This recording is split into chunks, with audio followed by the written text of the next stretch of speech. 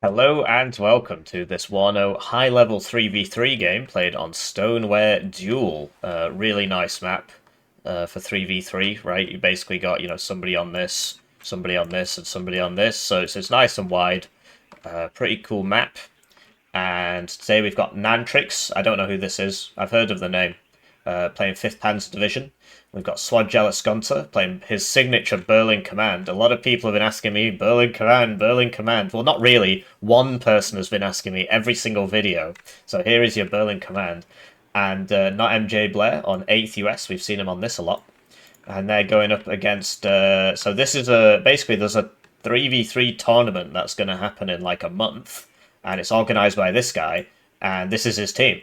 So this team isn't signed up or anything. I know not MJ Blair is. He's signed up with Fortitude Fence. He took my teammate from me, so that's cool.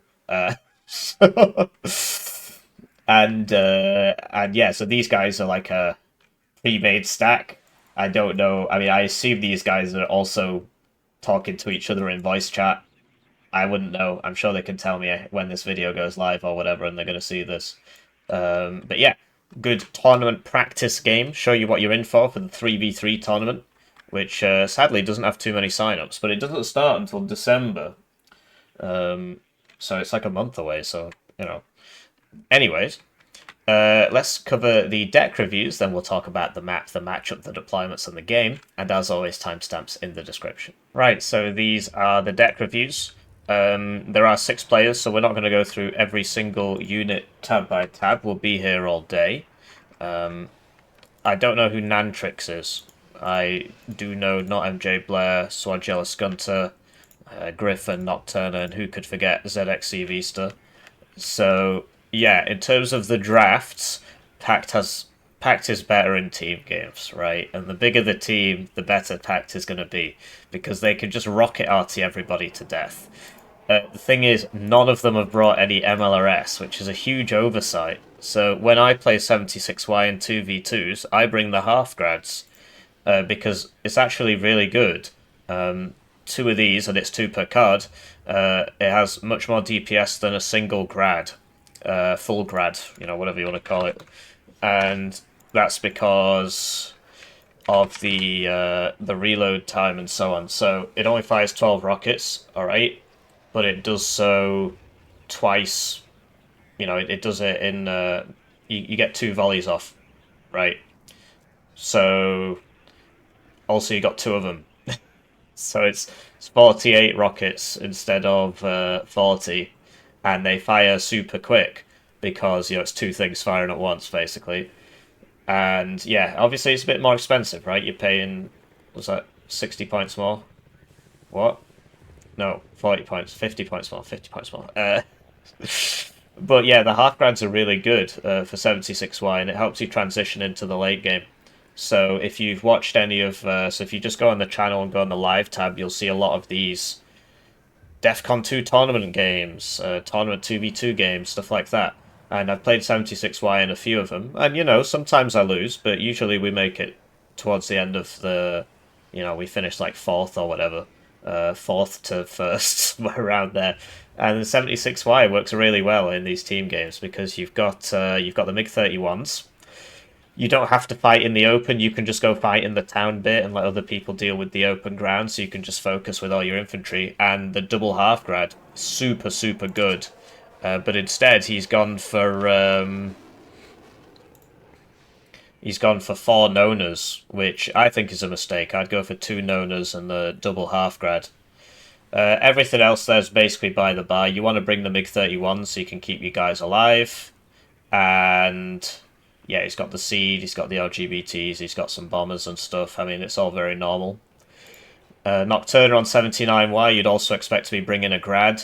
And, that's sort of the whole point of PACT in the team games, is that you get Rocket RT. And in these team games, the maps don't scale as much as the number of players do. Basically, the maps get bigger, but they don't get that much bigger.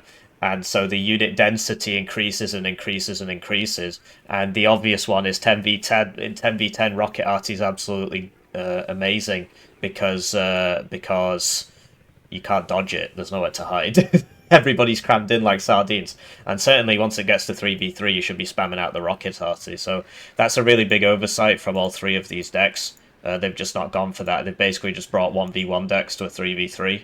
The only thing I'd say is sort of good for the team is that Nocturne has gone for 2 cards of Cubs, but I wouldn't be upvetting them. I'd just be bringing 8 Cubs, really. Because you got to cover these guys, and the Krug is kind of shit as well, so you got to cover them as well. So I wouldn't be upvetting the Cub, and, you know, one of these, basically you down vet it, and you bring the Grad, and you should be getting a Fob. That's how it should be going. So you get rid of one of these, right, whichever one you want, and you bring a Fob instead. And then the 76Y player can use your Fob. And then 157Y, like, so this is a better draft, but they built it really weirdly. And we'll get to NATO in a second. So yeah, 157Y is really good because you get 3 cards of Reservisti. So like, where's the 3rd card of Reservisti? Reservist Flamethrower. Alright. I mean, what? That should be another Reservisti. But yeah, the point I was going to make is that this thing's not good. Don't bring this, even though it's like, oh, I need Rocket Arty. It's got a longer reload time than a Grad. It's just terrible. Don't bother bringing this. So he's quite right not to bring this. And then he's upvetted this massive Siege Engine, which honestly probably wouldn't do. But, you know, then he's got these two as well. But, yeah, I probably wouldn't upvet that. Because you're going to be on a, you know, you're going to be contained. You're not going to be able to go anywhere. Like, you saw the Stoneware map, right? It is bigger in the 3v3 version than the 1v1 version, but it's only about twice as big. And there's 4 more players on it. So the target saturation is pretty big. But, you know, still, don't bring this, is basically the point I was trying to make. So, I mean, that's about it for PACT. Obviously, we're not going to go through every single unit, but basically they've made some big oversights here, just not bringing the Rocket RT in... obviously, I've changed them now, right? I didn't save this one, but you get my point. Not bringing the Rocket RT, but yeah, the composition, the team composition's really good. In the open ground, you put 79Y. In one town or forest, you put 76Y, and in the other town or forest, you put 157Y. Why would you do anything else, right? PACT's certainly better than NATO in 3v3. But, you know, a lot of it comes down to... So, like, if you've just played a bunch of NATO games, and not a lot of PACT games, which is actually quite common, and I also suffer from this, then playing NATO's better. But it's not because the divisions are better for the matchup, it's just because you're better at the division. So that's something to keep in mind. So we've got Nantrix here, and Nantrix gets the MO. They've brought the M270 cluster. Like, NATO MLRS really isn't as good.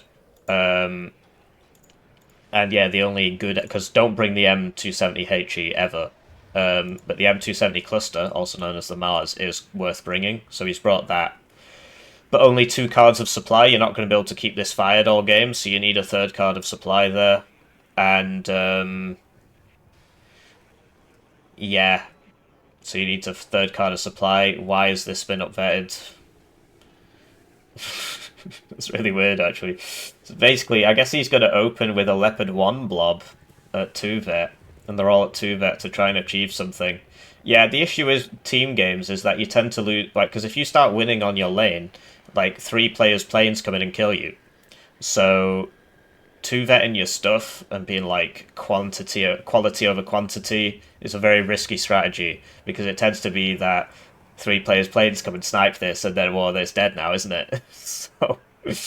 So yeah, the M40A1's kind of garbage. I'm quite surprised by that. If you want anti-infantry, just bring this at 1-vet. It's a better shout. And if you want anti-vehicle, you know, bring a Milan 1. Hopefully we see this in action and we can sort of see how good it is. Feldjäger is interesting, and he's not bringing it in the military police transport. You want it in the military police transport, which you can still sell. And then you can put that near your tanks, and then your tanks get suppression resistance. Even if they're not reservist, it still matters. Like, they cost the same. Why would you get the other one? And yeah, I don't think this is a good idea. I'd be bringing the MG3s. 3 cards of supply is an absolute necessity if you're going to be running a cluster thing. And this, basically, you're going to have to micro these for the whole game. And you're probably going to get counter-batteried by the enemy MLRS, although the enemy did not decide to bring MLRS, which is it's quite mind-blowing to me, because the players on that team are all really good, so I don't understand that decision-making, really. So yeah, I'd be bringing this, and then you don't have to micro it for the whole game, moving it after every shot. It costs you 70 points more per one, something like that. 75 points more per one, which is 2 fewer of these, which should be at 1 vet, by the way. But yeah, I don't really rate this at all. I mean, if you want to fight in the forest and stuff, you bring these at 1 vet, and then I'd just get rid of these, and I'd just bring more Marder 182 Milans, and I'd do your best to not fight in the forest. And if you're like, okay, I really need some anti-infantry for the towns or whatever, then you swap this out for an MG3 at 1 vet. Tanks are fairly normal, right? Recon, yeah, whatever. Nosevillingers. Nosevillingers for the anti-infantry.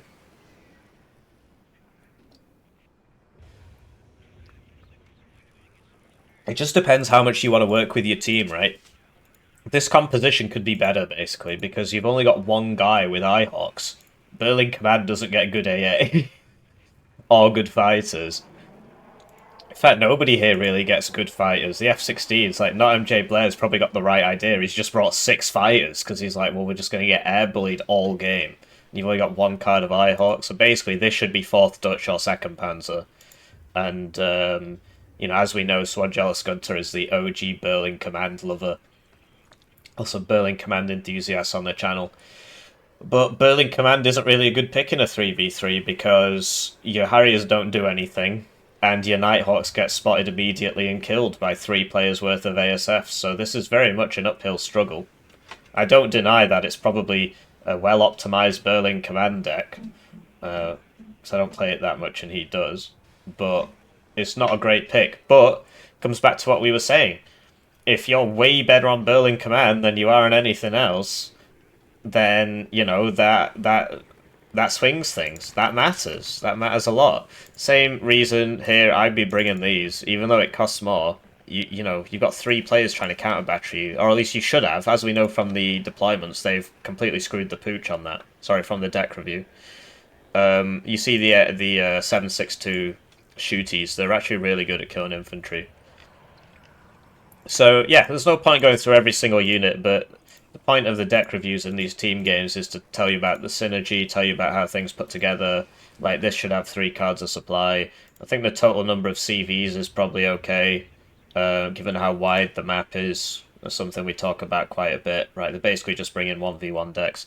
But yeah, PACT's insistence on not bringing rocket artillery, obviously I've just put some in there, is really strange. I think it's a big oversight. So let's get back to the game. Right, so with that out of the way, talking briefly about the map, I mean, I guess I already did. Basically, a guy will... Sometimes people play this on 4v4, but it works well for 3v3. Basically, a guy tends to go here, a guy tends to go here, and a guy tends to go here. That's all there is to it, really. Is the map sided? It's basically impossible to know because I haven't seen many high-level 3v3 games played on this map. I think it's pretty even because there's no obvious features that stand out to me as being detrimental for one side or another. Maybe we'll figure it out as we play the game more, as we watch the game more. Yeah, in terms of the matchup, PACT has a massive advantage in team games, and the bigger the team game, as in like the more players, the more of an advantage it has. And those advantages come in 4 forms. One is 2,800 meter range ATGMs. PACT gets loads of those, and 157Y is going to be packing about 12 of those. The next one is the best long range AA, so Bucks, Cubs, and Krugs. NATO gets the Eyehawk, but it's not self-propelled, and it's only 3 per card, whereas the Cub is 4 per card and is much more widely available. And you also get the Krugs, which one-shot, NATO has no equivalent, and the Bucks, which are like also self-propelled sort of super Cubs, basically. The next one is they get the longest range ASFs in the game, Air Superiority Fighters, the MiG-31s. We don't have the Tomcats yet, although they were revealed that they're going to be coming soonish. I did a video on that. It's called Warno Roadmap Unveils Albanian Tom Cruise or something like that. You can just go on the channel if you want to watch that. So they've got the longest range ASFs, and 5, the prevalence of rocket artillery. I'm probably missing something, but the prevalence of rocket artillery. So the weird part is, as you'll know from the deck reviews, which you definitely didn't skip, these guys didn't bring any rocket artillery. They chose to bring up-vetted Akatsias and up-vetted Nonas instead of rocket artillery. So they're giving up one of their key advantages, but they brought all the other ones, right? 157Y gets the 2,800 meter range ATGMs. 76Y gets the MiG-31s, which NATO has no equivalent of. And there was probably something else, right? The rocket artillery, was it the planes? The long-range AA? Oh yeah, 76Y gets the Cubs. So, and a bunch of, tanks with ATGMs, which are good on the bigger maps. So overall, PACT has the advantage. And also the divisions they've picked are all pretty meta, whereas 5th Panzer you don't see a lot of. Like, 5th Panzer and 8th US are like kind of... They're like a level down from what is like a hyper meta pick. So 79Y is like a meta pick. 76Y I'd say sort of bridges that gap, and 157Y is like a total sleeper meta pick. It's really good, in 1v1s at least, because of the Reservisti spam. It's actually a really nice div. But yeah, 76Y isn't exactly like super meta, but I've played it a bit in the 2v2 tournaments. It's quite a decent div. Whereas 5th Panzer is kind of like, you do see it in the tournaments, but I'd say it's more like 76Y level maybe, and 8th US is more like 76Y level, and Berlin Command is like in a league of its own, near the bottom. So, but also just in terms of the general composition, they've only got one guy who's got Eyehawks, and their fighters are really not great at all. They've got 2 guys with bad AA basically, and 1 guy with fairly decent AA. And very little forward deployed between them, whereas these guys have the airborne, right?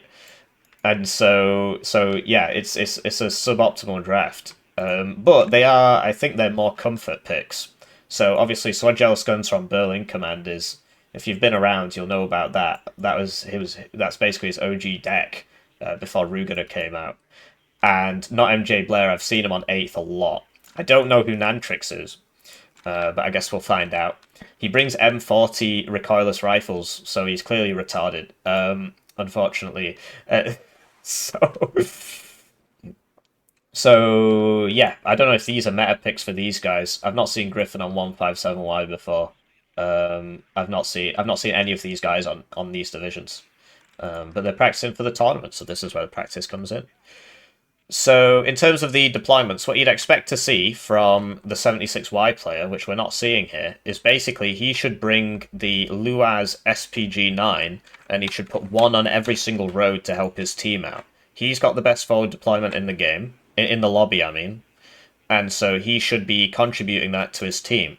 He should have a forward deployed SPG-9 on every road, because, like, Griffin doesn't have any airborne forward deployment. You see he's actually just starting further back.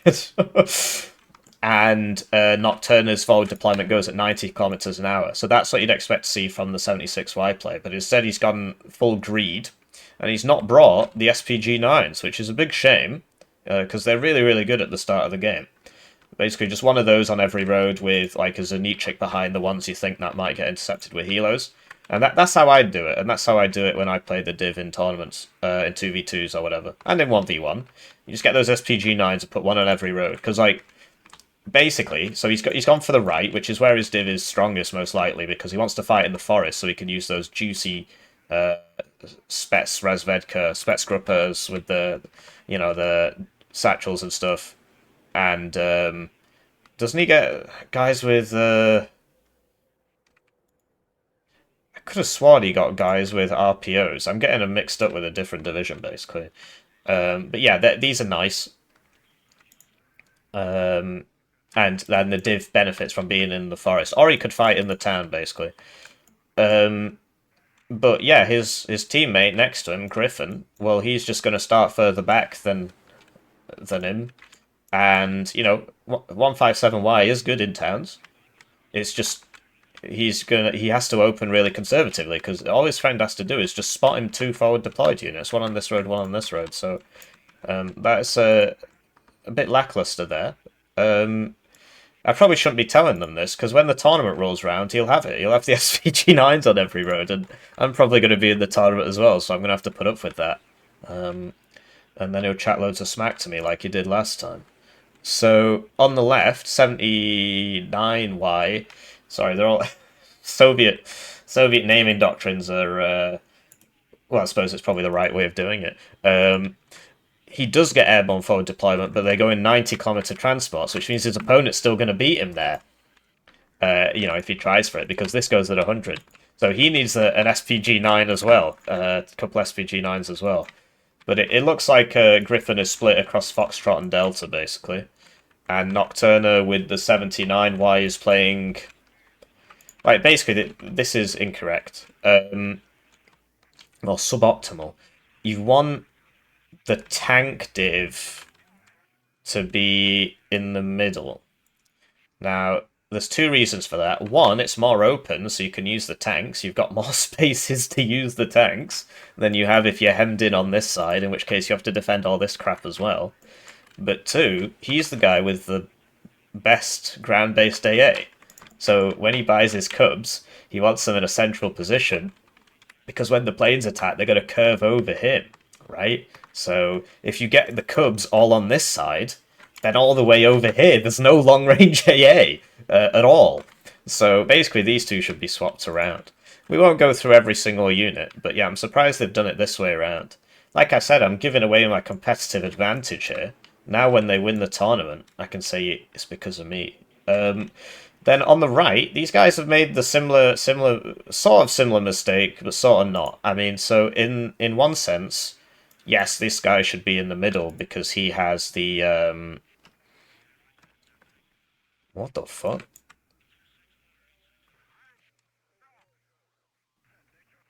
No, never mind. So because they've got two tank divs, basically, right, 5th Panzer and an 8th US. The 8th US player should be in the middle because he has the long range AA. And that's sort of what's happened here. I kind of get the impression they've just completely given up on Juliet and India. Like, they're not sending anybody there at all. Like, there's literally nobody going over there. They're just like, fuck that. And so they're punching all through mid. So that's honestly the teams that tend to win these. So we don't have many 3v3 tournaments. We've had one previously, maybe two. I was in one, and it had 3 teams, because it's a lot harder to put together a team of 3 than it is to put together a team of 2. Well, at least it seems so. And the teams that tend to win, so in the last tournament, not MJ Blair and Sparty won. They tend to win because their coordination's better. So in a 1v1, every time I've played against this guy, I've won. Doesn't mean he's a bad player, but it's just in the 2v2s, every time I've played against him, I've lost. And it's not because my teammate bad, his teammate good. It's because his coordination with his teammates is much better than my coordination with my teammates. And what you see here is a coordinated attack. So they've decided that they're going to go hard here, where they are strongest, because they have 2 tank divisions, right? And 1 infantry division, whereas their opponents have, airborne, which is airborne infantry, an infantry div, and 1 tank div. And they've decided that, we're not going to win these fights, so let's just not bother. It's pretty ballsy. I mean, I would at least put, 2 units here. Do you know what I mean? I would at least put 2 units here. I would at least send a CBE there, right? Because it doesn't cost you much to put a 762 team in this house and 1 infantry here with a Law 80 or something. Shoot the guys as they come through. Or 1 ATGM or one AMX-30 or something. Just don't just give it up for free. You put somebody there. But anyway, looks like they're YOLO in mid to an extent. So they're going hard on Foxtrot Delta Bravo. So let's see if it works out for them. Let's cast the game. Right, so they're off, and it's time for me to thank the generous channel joiners, generously joining the channel. They get their names on the screen, they get the videos early, they get members exclusive videos. At the highest tier, they get their games cast at a rate of 1 per calendar month. So if you beat somebody you didn't like, if you want to improve on your gameplay ability, right, and get some coaching, I think it's basically the only service which offers that. There was somebody who copied me, but he only does it in Russian, so... Anyway, so double F-16 out to protect the helicopters, which is good. They're a bit far away. And, these are actually not so bad now, because the Sparrow has the max range. it still has... Well, okay, the MiG-31s still go further, but it has the same range as an Su-27 or whatever now, and a MiG-29. Which I'm very glad they fixed. So, got the Berlin command here, and yes, as you can see, the greed of the 76Y player not giving his teammates any airborne forward deployment has immediately showed up as a problem here, because not MJ's got all the way to here, because this goes at 100 and the transport for this goes at 90, right? And Griffin, he wasn't given any airborne forward deployment at all. So his teammates just completely hung him out to dry there. So the Gazelle rockets have completely fucked him up. And this is something that happens a lot in team games, especially in pubs. I mean, these guys are probably, they're all quite emotionally mature people, smiley face. And so I'm sure they'll spot the problem. But in pubs, you get this thing where it's like, well, I won my lane. And it's like... not seeing the bigger picture. These guys lost because you won your lane. So, anyway, this thing is pretty good, but 2 F-16 should kill it, but not MJ. A little bit off the ball there, but yeah, the Nighthawk at the start of the game is really good, but we spoke about this. The Cubs should be in the middle, but instead the Cubs are all the way over here, which means that the Nighthawk can reign supreme. Now, the counter-argument to that is that... sadly, the kill list is gone, but the counter-argument to that is, well, if he was here, then the Nighthawk would be here, or something like that. But generally, you want your long-range AA in the middle of the map. Which, I mean, not MJ is in the middle of the map. I don't see any Eyehawks, because he's using his... Okay, there's the Eyehawk, and it's sort of going to the middle. I mean, this might be better, but... So far, +6 to red, which you'd expect given the, the forward deployment CVs and stuff. The Nighthawk doesn't have any targets. And yeah, so the tank rush sort of working out. I mean, it's like Nocturna's managed to stop Nantrix here. The Fernspur not really doing so well against all the Spetsnaz Gru and stuff. Swadjel Skunter's beating Griffin pretty handily here. I mean, I don't see Griffin on 157Y a lot. He tends to just play like whatever the top meta deck is, so div mob, in terms of like infantry divs. But Swadjel Skunter literally just plays Berlin Command a lot. Or at least he used to. He used to have several hundred games on Berlin Command. I know he plays more like Rugener and stuff like that now. Plenty of shit divs to choose from these days. You don't have to just play Berlin. So, obviously, so Red has all this, right? And, there was no... So not MJ's like, mate, what are you doing on this side? Swadjel Skunter, he's got to bring the CV over. That'd put this to a +2. And on this side, so Nocturna's basically managed to beat out Nantrix here. But not MJ Blair is beating sort of Nocturna's second army, right? So, yeah, like I said, I don't know who Nantrix is. So I don't want to just say he's the worst player in the lobby, because I don't actually know. That was not a side shot, and the Eyehawk whacked him, and he switched off the guns by accident, and the Stinger got it. I mean, it's very slow, so they've got plenty of time to shoot. The Eyehawk would have fired again there. It's been resupplied, that's why the ammo's gone up. And yeah, +6 to blue. ZXCV still, he's kept pushing. So there's basically two things you can do. You can either... and, most people tend to do a bit of both. You either come and bail out your teammates, or you just aggressively push your lane. You should really be doing both. Your reinforcement should go help out your teammates, or your air should go out help out your teammates. And your units you brought here, they're still there, so you push them forwards. That tends to be a good way of doing it. So, Swadjel Skunter, he's got this. But he's basically 1v2 here. Sort of. I mean, obviously everybody's sort of sending stuff anywhere, but you've got a whole player here against him. I know not MJ's got a couple scouts here, and he ended up buying the CV. And I know Griffin has a couple units here, right? So it's not really as simple as that. So Nantrix trying to get back in here, and Nocturna, he's bringing up more tanks now, but he has to worry about this as well. The main issue is, of course, if Delta's lost, like you see this very clearly here, and like Nantrix is helping out over here as well, right? If these, get up to here, well then this becomes untenable, and this becomes untenable, because you can shoot in from the sides. You can cut the reinforcements, basically. Obviously, at close range, a T-80B and a TO-55 is going to beat a Leopard 1. But yeah, +4 to red. I mean, this is the issue with doing a hard push on one side, is that, you know, you give up a lot of ground on the other side. And, you know, credit to him, ZXC Vista, he's got the MiG-31s up to help his team out from future Nighthawk attacks. And he's pushing his lane, right? So he got this, and he's pushed into this one. So this is the middle point, and then this is like a point more. So the current tick is actually entirely coming from him, because this is +2, and contesting this gives a +2. So that's that +4. F-16 turned away. He should have kept, like, because once you close the distance, you actually have the advantage over the MiG-31, but he turned away. So that's a shame, really, because he might have killed that, and then he just lets us shoot him in the back 6 times. So, yeah, that's not ideal. I guess he was probably looking over here or something. So Agile Scunter just sort of walking out into the open and dying here. Like, he will probably lose this position now, because he's just lost his lower 80s, and look at all the crap coming back the other way, the Reservisti spam, right?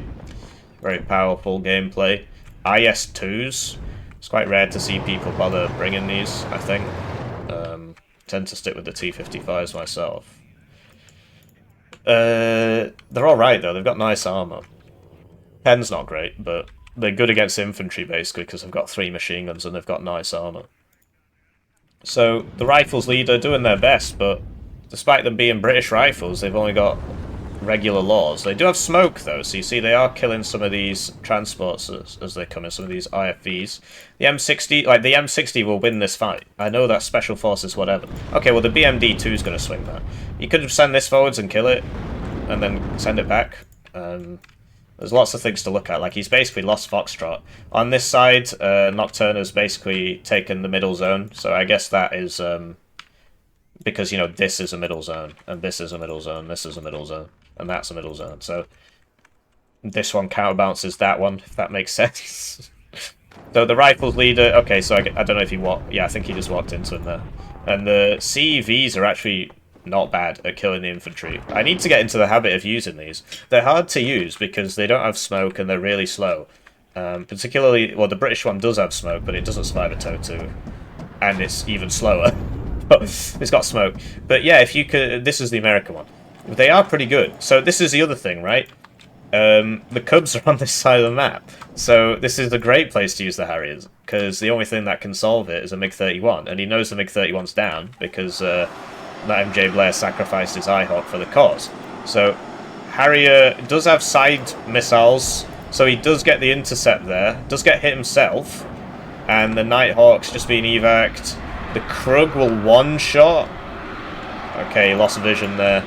The Gazelle rocket's getting taken out by the double Iglas there. Keep in mind these are at 2-vet. But so they've saved the zone. But you see, got some side action here from the robot ATGM carriers. They've only got bad stealth, but they're nice because they come with other stuff, right? So you can get lots of ATGMs. But yeah, Griffin's retaken this pretty easily because, you know, all of Swagel Gunter's reinforcements were going here. And sadly, you know, well, depending on who you're rooting for, he sent all his units forwards to die, right? Whereas if he'd hidden them, you know, this probably still would have happened, but it would have taken longer. So, in the meantime, Nocturne losing T-80 BVs to side shots there. It's because Griffin's here, that means he's not here, and you know Nocturne's trying to sort of plug that gap. But you see my point about the Cubs, right? The range is big. And if it was here, it would be helping everything sort of by proxy, right? You know, you'd get glancing shots on things as they evac. People just wouldn't be able to fly over large portions of the map. Because they're here, it doesn't matter. Obviously, they can't use air power in this zone, but they can use it everywhere else on the map. So the F-16 actually takes out a MiG-31 there, assisted by the Ihawk. 2 Ihawks, actually. And you see, so this is exactly what I was talking about. So the Ihawk, I think it's got slightly more range. Yeah, but it's not enough to really make a difference to what I'm saying here. But you see where he's put it. He's put it in the middle, which means that it kind of helps everybody, right? And his other one is sort of in the middle as well. It kind of helps everybody.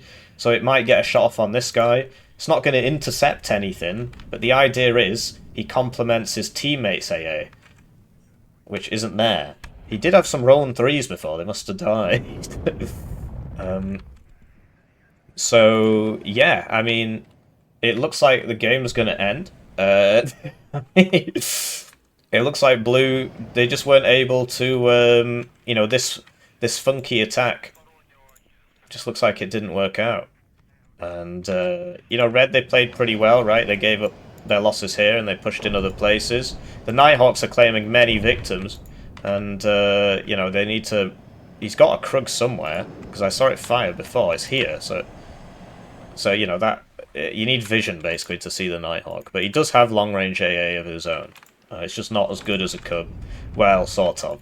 It one-shots, but it has low accuracy, so... That's why it's not. The Cubs are more reliable, and they're like 4 per card, so you can just get loads of them out. And Cubs are actually cheaper, right? They're different. Anyway, Blue is in here, so if they get a CV in here, they will actually stop the tick. And you see both of them have sent CVs in. And look at this, not MJ pushing the middle. He's realised, well, this is where my enemies are strong. So I'm going somewhere else. AMX-30Bs versus IS-2s. The issue with these is that they're kinetic rounds, so they don't get improved pen with distance. Whereas these...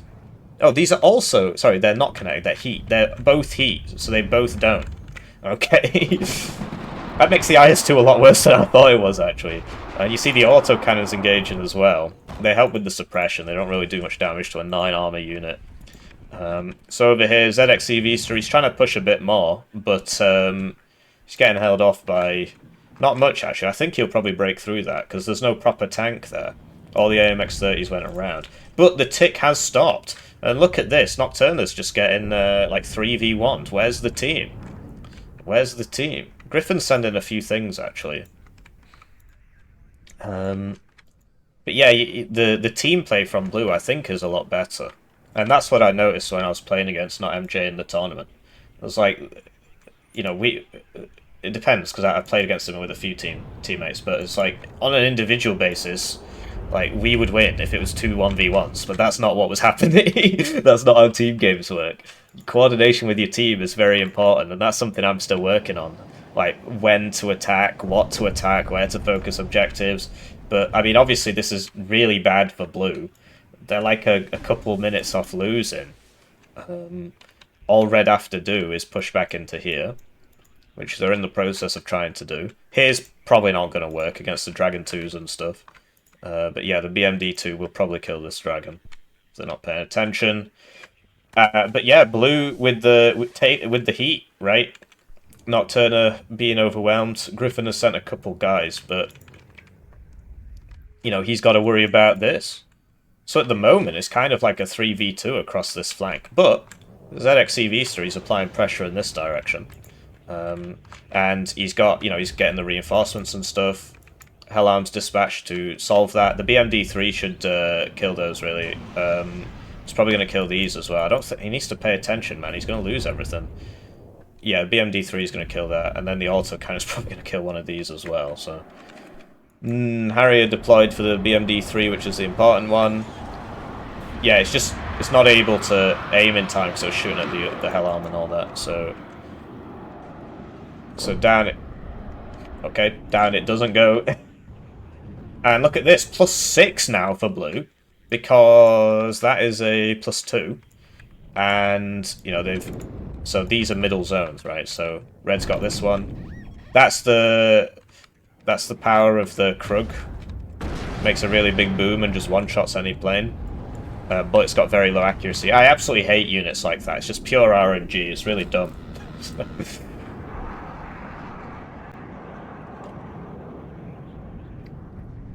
But hey, nobody told us to make an esports out of a French obscure strategy game, so my bad.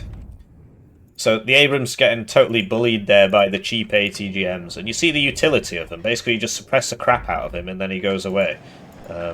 And, you know, this costs a lot more than this. It's like, it's twice as much. He died. He did die because he didn't pop his smoke. Okay. Cluster 2 coming out there. Did it get its bombs off? It did. Going to be big kills here. Trying to move them up. Gepard's probably going to bite it. Oh, so does the CV. There were 2 CVs here. I guess they both died. But yeah, Nocturna's struggling here because he's getting whacked by 2 guys. And yeah, Berlin Command is pretty good at defending towns. I mean, it's sort of what it's about. If you were wondering what it means to be in the Berlin Command, it's about defending a city. You may have heard of it, it's called Berlin. And yeah, this is sort of where he wants to be, really. This is sort of where he wants to be fired. This area is pretty scary, but the main thing is that the MiG-31s aren't up. Like, basically, the Nighthawk, this thing can't shoot it unless it can see it. The only way it can see it is if it basically flies over it, or if you have a fighter flying near it. So you basically constantly need to have the MiG-31s up. And that's why I thought a Berlin Command would be useless. Because the MiG-31s should just be up all the time. And then because you can hear the Nighthawk, it's really loud, and then you just fly near where you can hear it and you see it, and then the Krugs engage, the MiG-31 engages, and it just dies straight away. But the MiG-31s aren't up. I don't know if they're refueling or what. We know he's got 2 of them. They should just be up always. Like, basically, as 76Y, at this point in the game, you should basically have 3 or 4 of them, and you just constantly make sure one's always up. But then again, you know, the Berlin Command player is very good at using these Nighthawks, so it's hard to do anything about it. He's not very good at moving his Berlin rifles out of the path of the bombs, as they take like 9 seconds to land. So, Spetsgrupper A being deployed without the BMDs, like, there's no ATGMs here, so like a couple BMDs would be good. And so the recoilless rifles are just hosing them. The accuracy is kind of bad, but the main thing is even if you get a near miss, you suppress them. This is really gonna not have a great time against those RPGs. But look, they're already just like, this was really not a great attack. I wonder if there were BMD2s in there and the light rifles killed those as well, but they should outrange them. And like, where's, you know, you use artillery, right? He's got 4 updated Nonas, they're in 1 building, you can use a plane. MiG-31's up, so this is what you want to see, really. So this should die now, because you should hear it. At least when the bomb drops, you just fly right into it, right into where the bomb drops, and then you should see this. But this is out of ammo, which means the radar switch is off, I'm pretty sure, even though it says it's on, because Seed can't hit it if it's out of ammo, and this is not paying enough attention. So the Nighthawk claims another victim, and another one, and I mean, it's not great, and it's very easy to deal with this.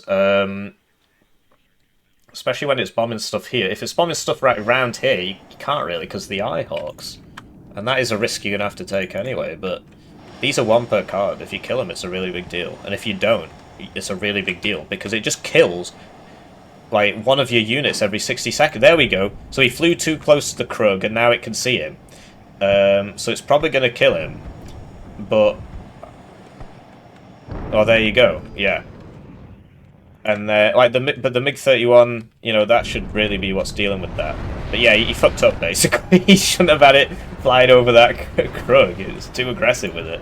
He's still got 1 left, but he did lose 1. So blue on the +2, but the mountain to climb, and red starting to reconstitute themselves. They've killed 1 of the 2 Nighthawks, which is a pretty big deal. And like blue, they've sort of sorted out their reinforcement road here. There's a rogue Spetsgrupper. The RPG's nice, but it only has 500 meters range. And these AMX-30Bs are pretty good at killing BMD2s, but not that time, apparently. They're good because the autocannon actually pens this. And, you know, they've got just enough armor for a Conkers to not one-shot him. Needs some paying attention here. He's getting side-shot and all sorts. By the Maryukas and the T-55s. Like, yeah, once you move into the open, it becomes very much 157Y's realm. And in general, 157Y's got some very nice infantry with the Reservisti spam, but he stopped buying it, which makes me think he's ran out. Nighthawk still flying around. Could you... I mean, he's got an Eyehawk here. The F4F... yeah, because there are Cubs, right? All this time there have been Cubs. It's just they're in this corner. He didn't give his teammates any Cubs. He evac'd. But this one's here, so that's going to see the Nighthawk. and then the Krug will engage the Nighthawk because it's been spotted by the Su-15. He evacs it, but it's still going to get its second missile off. Oh, now it might not, actually, because that's disappeared. Okay, so, I mean, it's only got 30% accuracy, right? 35, actually. It's upvetted by 1 because it killed the last one. So, to his credit, Nantrix, he's been trying to push this for a while, but this is very difficult. It's the same on this side. Fighting for mid, that's one thing, but then getting past here, that's another. Also, like, Nocturna, he has this here. I'm really surprised he never tried to sneak it around or anything.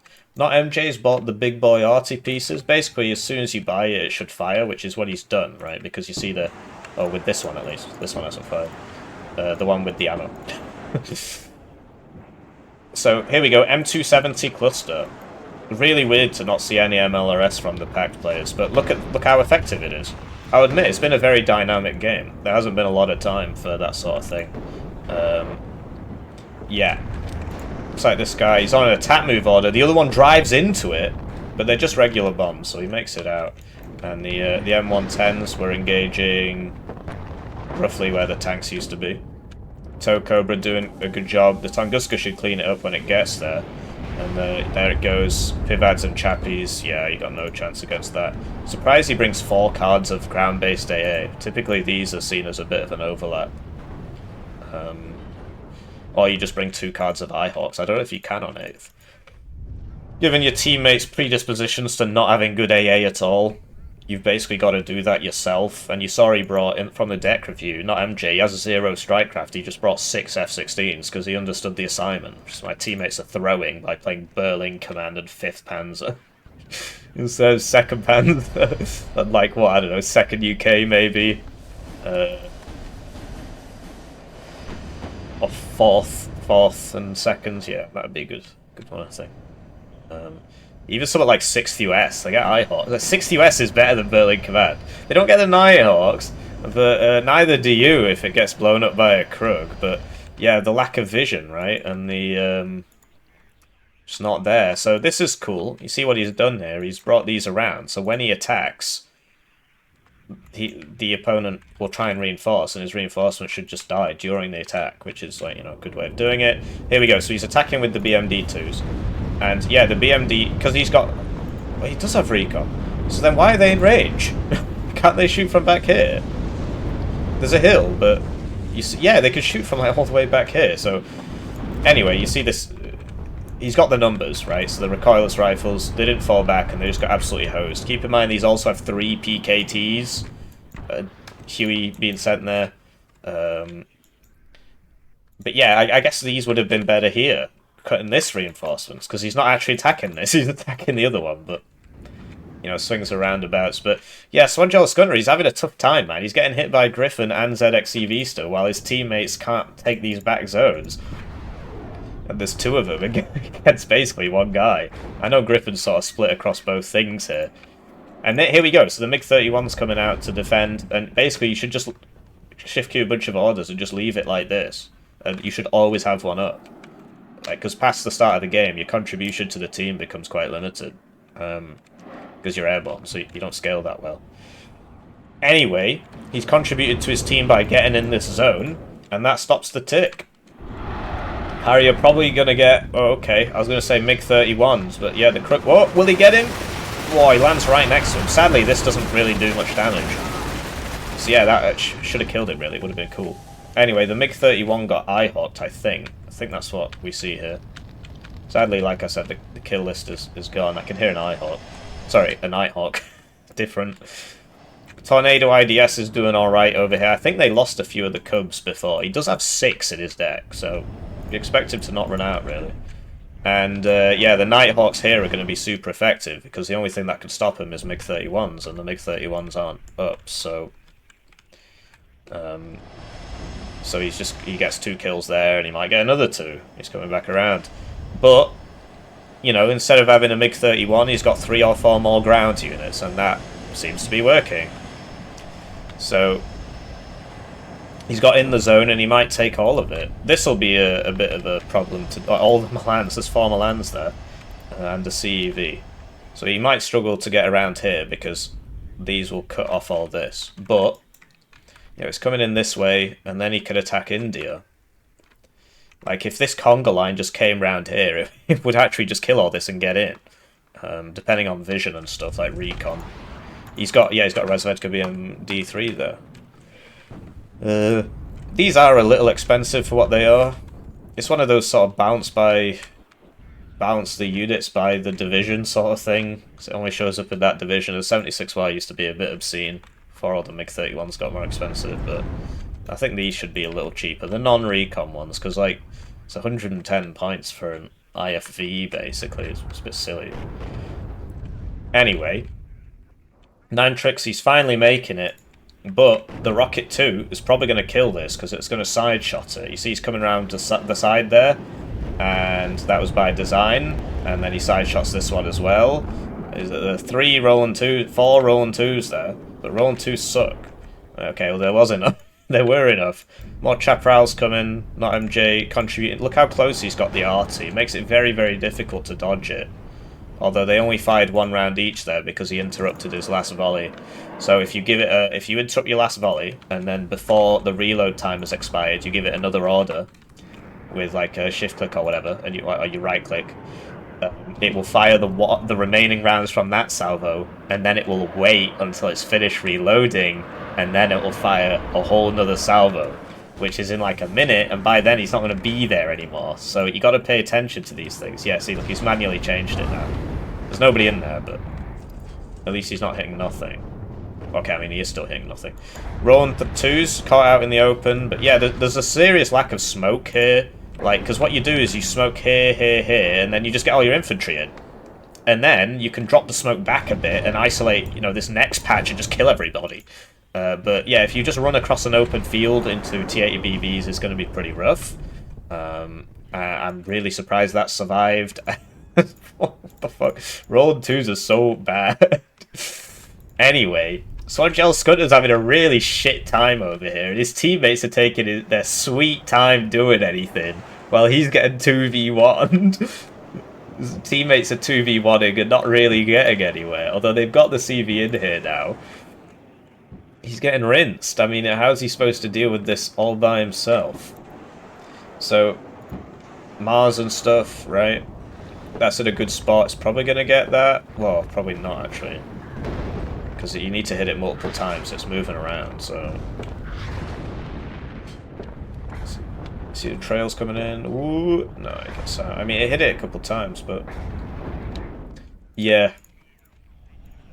Feel bad for my Berlin Command bro here, but he sorted this side out. And then once you've... Because he's pushed Griffin back across this field, and now Griffin has the open field problem. Over here, it's a bit worse for him. He's got a backup CV, but... So ZX CV3, he's got a lot... Okay, so he's finally got the MiG-31 in. But he's turning it the wrong... It's got a really... It's going to get out. It's going to get out. Because it's got such a long turning circle. Oh, no, it's not going to get out. Okay. It's got a poor turning circle, this. And because it was moving, the target was moving, you basically got to manually operate it and tell it to turn around. Anyway, Cluster 2. Going for where the CV is, roughly. It's probably going to kill this, but there is a second one. Not MJ notices. Nantrix doesn't. or you may have noticed with these. Okay. Yeah. Anyway. It's looking pretty bad for Swordgel Scunter here. Although, I mean, yeah, so Griffin, he's advancing without smoke as well, so big open field problem. The recoilless rifles are pretty decent at dealing with this, as are the TOW2s. Chieftains not so much, but they're alright on the defense. It's just the rate of fire is too low. They're super slow as well. Not good against infantry because they've only got MMGs. Anyway, so he's got lots of tanks here against Spetsgrupper with their 21 pen. It's pretty rough, but... Okay, so that's an infantry one. So the idea is just try and, yeah, just burst him down. And he can only shoot one of us, brother. Okay. See the power of the chieftain there, getting its turret stuck. Big sad. Humvee TOW's being deployed now. You can tell he's getting desperate. Look, he's falling back in good order. Mostly good order. Would love to see some more smoke, but it's kind of hard to do everything at once. So that was 120 point helo, so it makes sense to focus that. And yeah, Nantrix and not MJ, they're slowly dismantling Nocturna here. While the shield of the Western world, Berlin Command NATO, commands in a Berlin fashion. I'm actually quite impressed by this. These are not bad players. These are two of the best players in the game, despite what they might tell you. They're two of the best players in the game, and he's holding his ground with a pretty suboptimal division. I'll admit, in this kind of environment, the towns especially, it's actually a pretty good div. But yeah, he's conga lining back, get some supply. He killed the CV, right? He conga lined all the way in.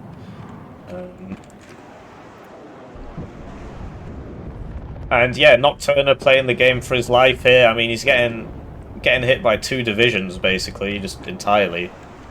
And, you know, he's managed to hold on for really quite a long time. So credit to him. These Abrams are having a problem that whenever they come... Because Griffin does actually have a couple units in here, and they've been side-shotting these Abrams whenever they try and do anything. So, you know, it's not an entirely 1v2, but it is mostly a 1v2. So, this thing has 50% accuracy, and it misses, I think, which is not particularly surprising. It doesn't die, though. It's got 30% ECM. And yeah, neither player really using the side here. Like, Nocturna, he's got something there to guard it, but you can leave this there to guard it, and you can send this round to, you know, to like here to here. You could maybe try and kill the you know the AA shoot the RT shooting, and you know it's not moving, so you send this over and try and kill it. You might not make it. There might just happen to be a tank coming down here, but like, what else is this thing doing? If you kill that, it's massive. So using your available assets, of course, you know, easy for me to just sit here drinking my water and just commenting, but look at that turnaround, man. Look at that turnaround. They got to 1850, and they just couldn't hold on to it. And now they're going to lose.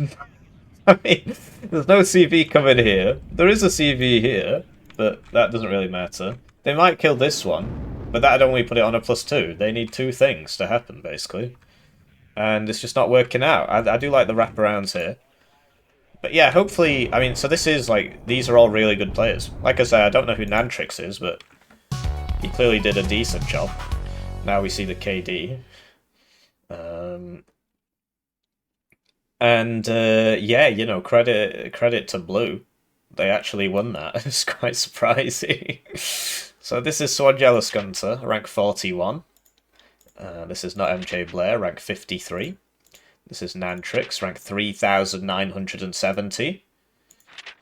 With a 32% win rate.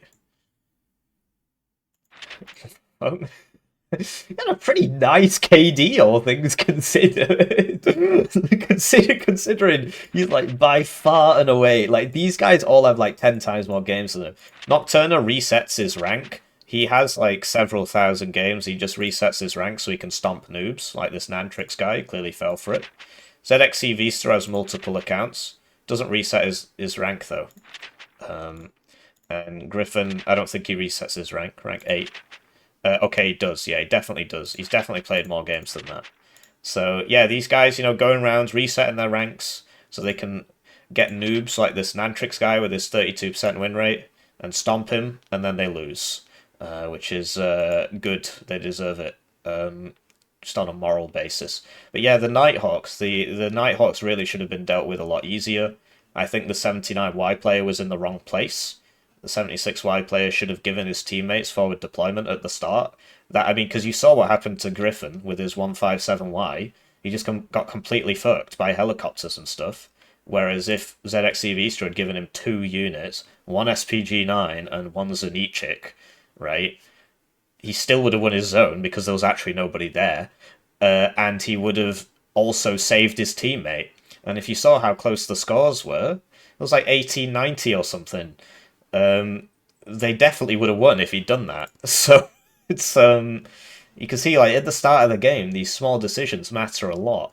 And the 157Y player being in the middle to begin with was very strange. Why wouldn't you want him on the forested side where he can fight in the forest and, you know, get up close and personal? Why would you put the tank division there? But yeah, despite all that, it was still a really close game. So yeah, I got to say, MVP is the guy, rank 3,970, playing with this lot and actually doing pretty good. He had basically a 1-to-1 KD. Yeah, I'll see you around. GG.